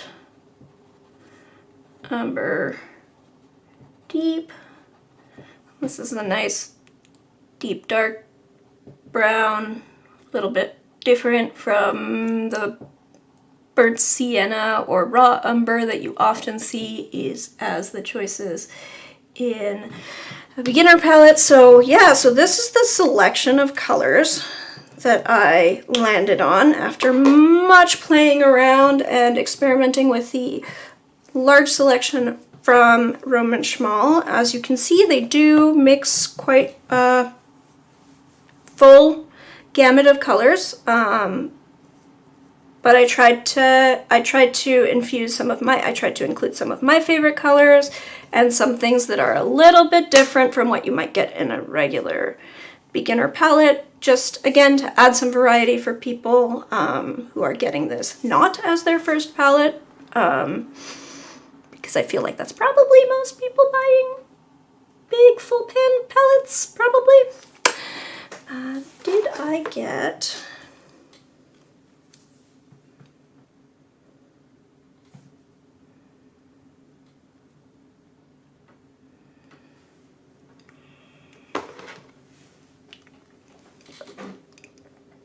Okay, sorry. Use code. Aha!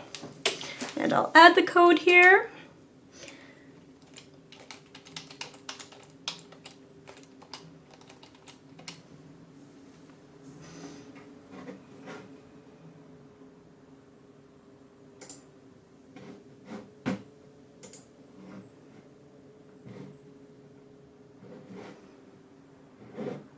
Next.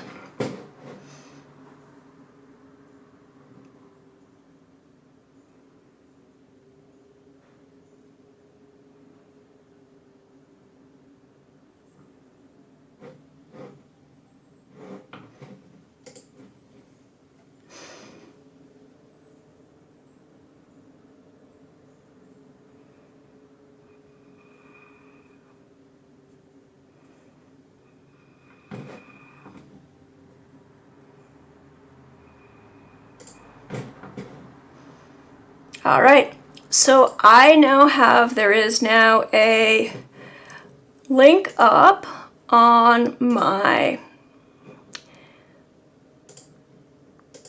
Patreon. Where did that go?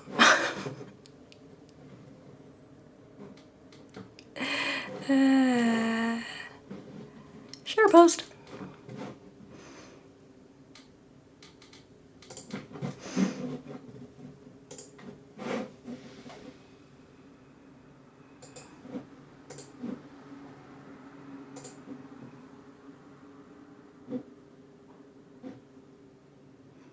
Few other palettes. Yes, well, yeah. I mean, I know that there's a lot of artists who I love who like I want to try their selection, the way they paint, but that I have. I mean, in my case, it's a little bit ridiculous because I have at most pigments.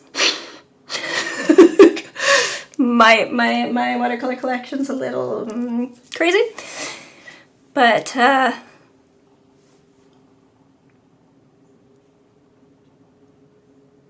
Yeah, it's a fun thing to nerd out about.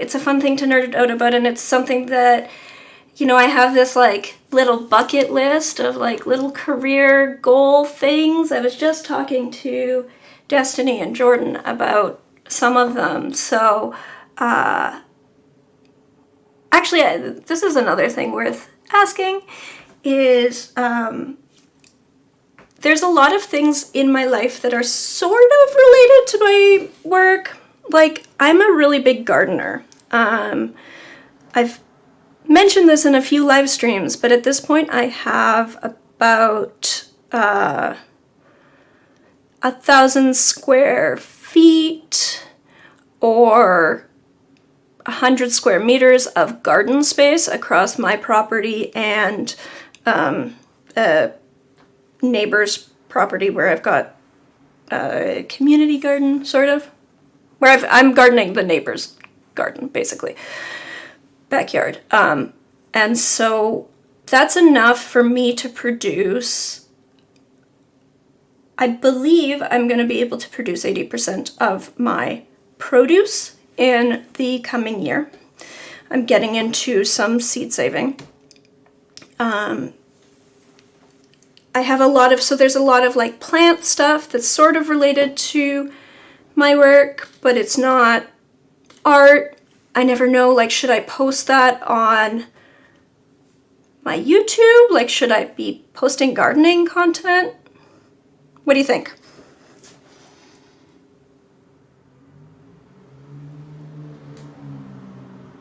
And then I'm participating in it. Sweet. Well, Jill, you are already a patron, so you have access to the nice little post there. That's a 20% discount. So this is a lovely, this palette for you would be an $80 Canadian, which let's see what that looks like in US dollars. So that's $80 is like just under 60 bucks US, or just under 60 euros. So it's a pretty good deal. It's a pretty good deal. That's another thing that I really love about Roman Schmal. They're not super widely available in Canada, unfortunately, but their prices are so reasonable that it's really nice to be able to offer that.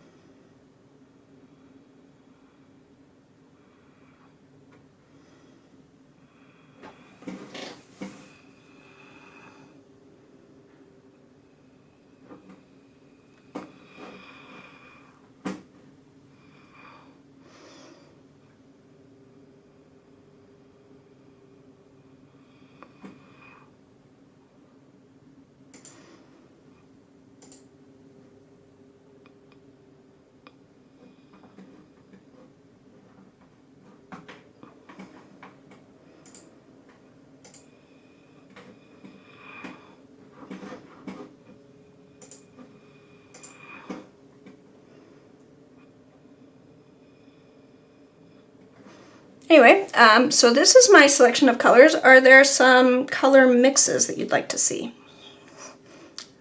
Ooh, I have another thing that I want to show off. This is not for sale. Unless you ask really, really nicely, in which case maybe. So this is one of Jordan's things. I don't think that Jordan really wants to do these as a moneymaker, but you know. So these are some Siberian elm branches, which we got from a downed tree at our neighbor's. Sorry, I'm rearranging some things. I have too much stuff. Too much stuff. Okay, sorry. Let me go back to live stream. Can you show the ocean blue again? Yes, I will happily show the ocean blue again. Right after I do this. So this is a Siberian elm branch from a downed tree our neighbors took down, and Jordan has been making these really, really neat pen holder, brush holder things. So I've got this one for my brushes, times lots. I haven't actually filled it up yet, but look at that. I can fit all of the brushes in here. And there's some larger holes for pens and things. So those are super neat. How do the ocean blue and the brown mix? Ocean blue and the cypress burnt umber?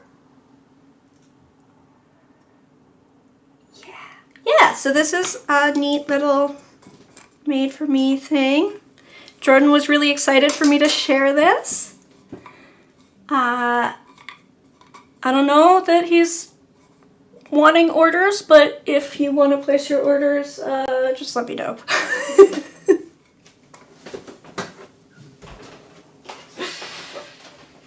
It's mostly just an experiment.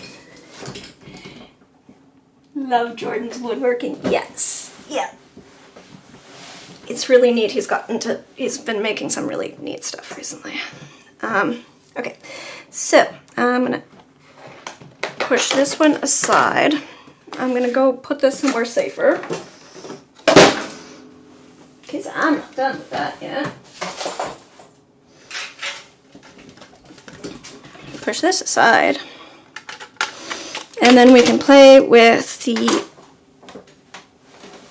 Cobalt Sea Blue.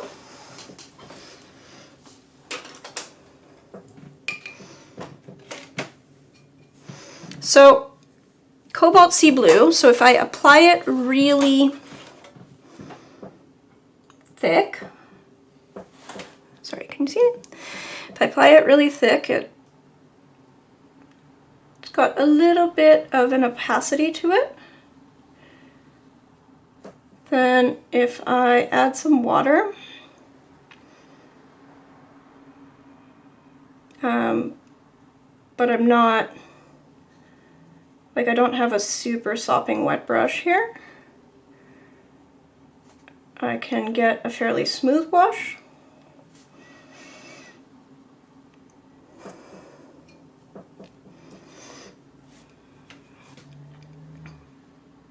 If I go a little bit further, again, I've added water, but my brush isn't super wet. It just doesn't contain much pigment. So if I do this fairly dry, I can control the granulation a fair bit.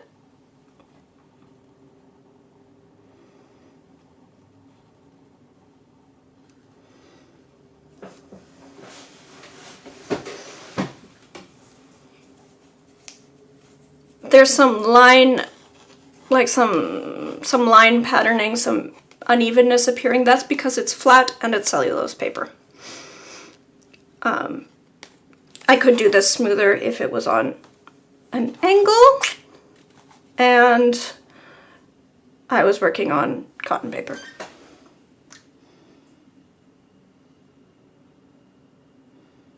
Sometime a photo of it full. Yeah, absolutely. I'll take some pictures. Mm-hmm.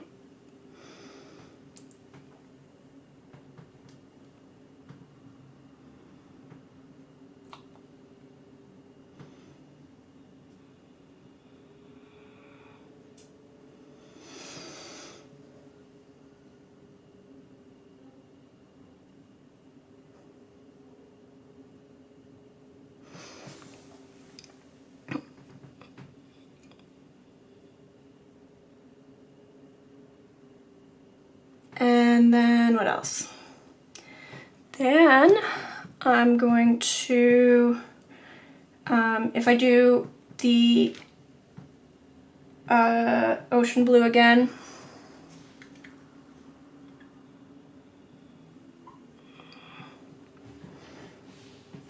and I do the same thing, but I'm gonna add like a whole bunch of water.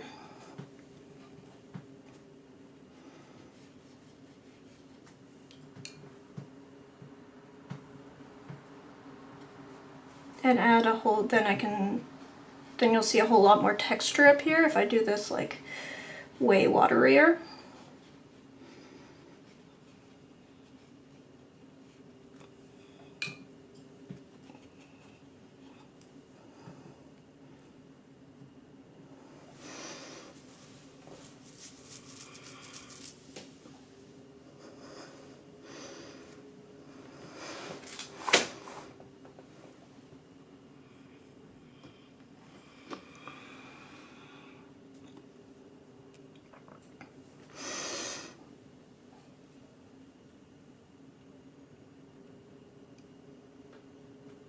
then if I do this, you know what? I am going to clean up a proper palette and do this on a proper palette. One moment. Oh my goodness.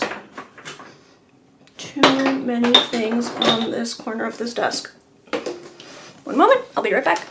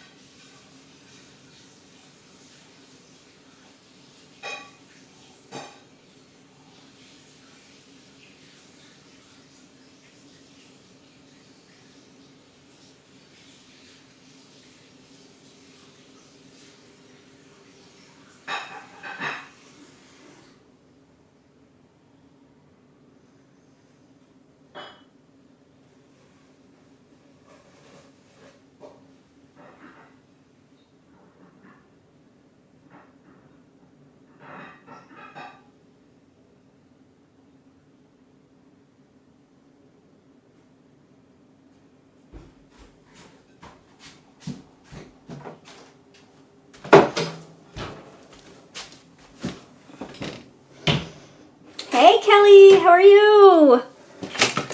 Hope you're feeling okay. It's been a while.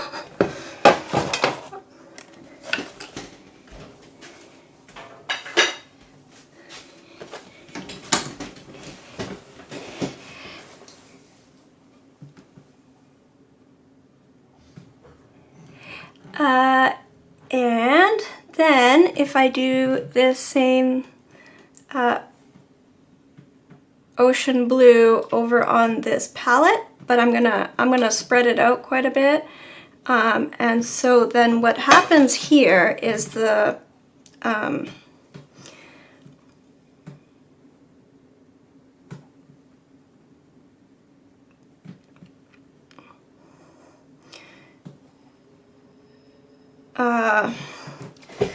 Naples yellow will separate out. And so then if I actually just want just the phthalo, I can separate it back out without actually having it as a separate thing in my palette.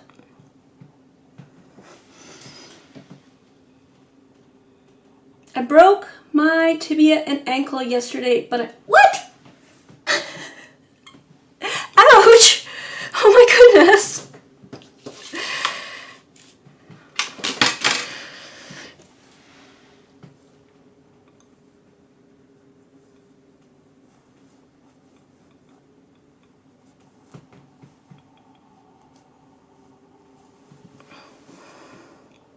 So you can see here where it's separating out here, like see where it's quite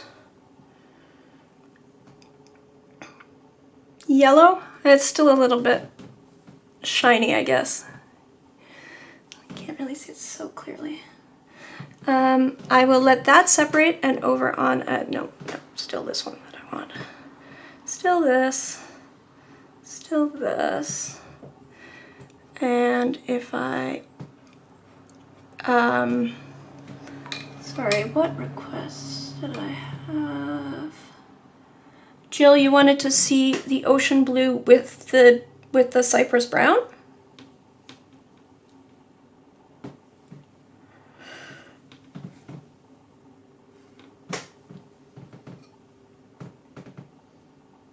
My knee gave out and here I am. Ouch! My knee gives out all the time, but I haven't broken anything. So these two together, they'll make like a,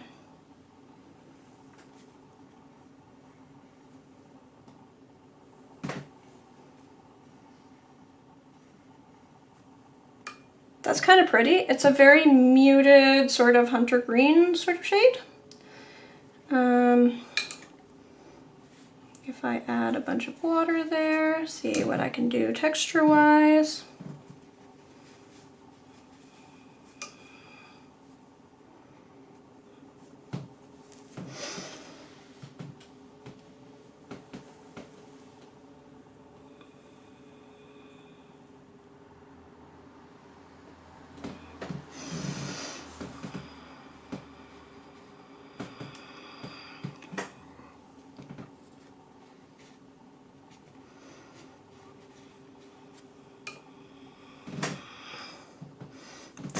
if I add a little bit more of the brown, I can get some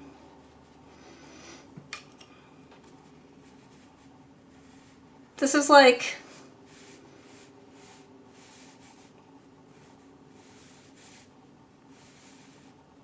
deep dark forest at night with some interesting separation. So that is ocean blue.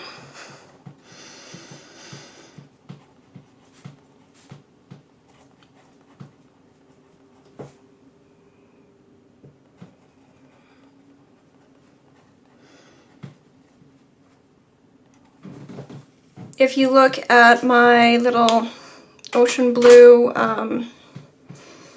puddle here, you can see, I hope, where there's these little areas of the sandy Naples yellow settling out, but then over on the edge here, I've got something that's very close to just straight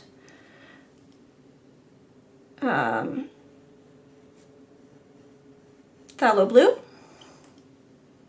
So I can get some saturated phthalo blue here. I can let's try to get it more saturated in here.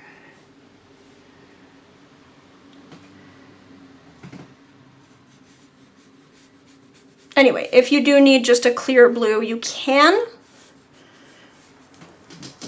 It is possible. I've done it in paintings specifically because I was, oh shoot, it's not showing where sorry about that. Here you go. I'm off the edge. Here, I will swap these over.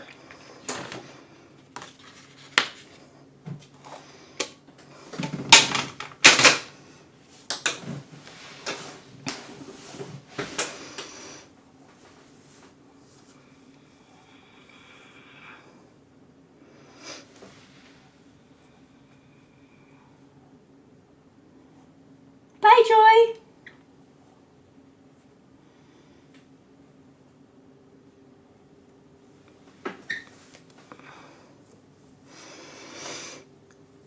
Anything else people want to see?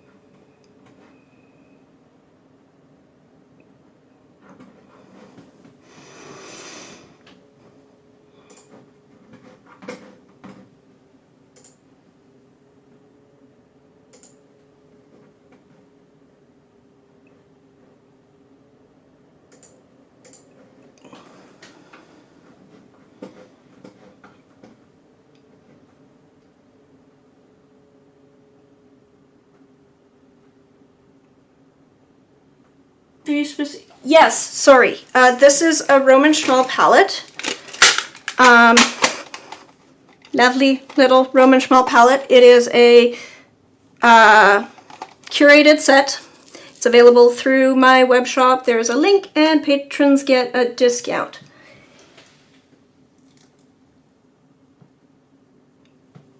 That orange is very strong. It is extremely strong, yeah. And of course I've spilled phthalo blue everywhere. The orange is very strong. It is why I was okay with not having anything close to a red. So it's interesting. A lot of botanical art palettes are all like have a bunch of reds, like reds and purples and magenta, and I don't. I to be honest, I don't paint a lot of red subjects. And I do have reds. Like if I was painting a red subject, this isn't the palette for painting a bunch of red subjects. If you're going to paint a bunch of red subjects, add a red. But I definitely can mix a range of reds from that magenta over here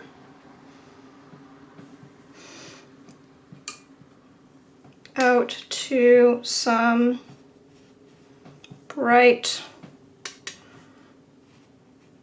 Aquarius orange. So, you know, if I've taken this palette out, I'm painting in plein air and I do want to paint some red flowers, like I can do that. It's not, even though there's no red in the mix. Yeah.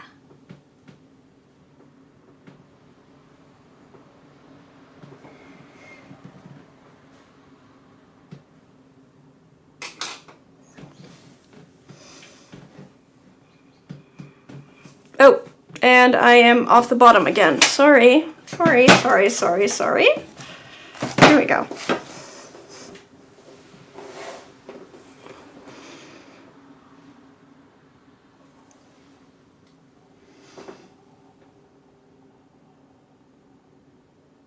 Good night, everyone. Yeah, good night. Well, good night, Lana. I think I'm actually gonna go head out soon. Although, if anyone has any other requests, I'm happy to oblige any more paint out requests. But I think this is just about done. How many paints are in the set? This is it has 12 full pans and 2 spots for your own full pans. Yeah.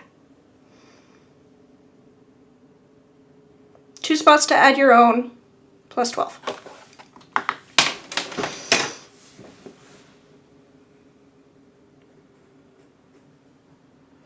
Yes, it's 12 full pans in the tin. You get the tin, you get the pans. You can add 2 more, or theoretically 4 more if you want to add half pans. It should fit 4 more if you're adding half pans. Yeah,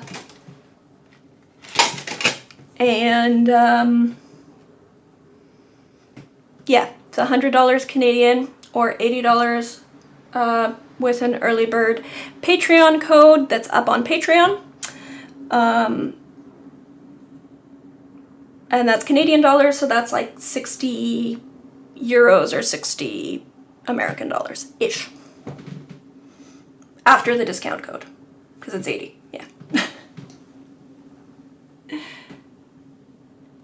I know it's not in your set, but do you have the October color? I do not have the October color.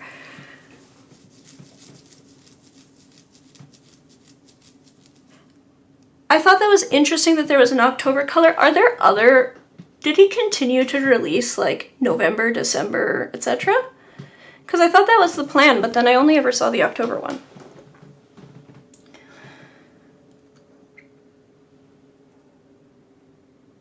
I'm going to order myself one as soon as we finish up. Thanks so much for creating and sharing it.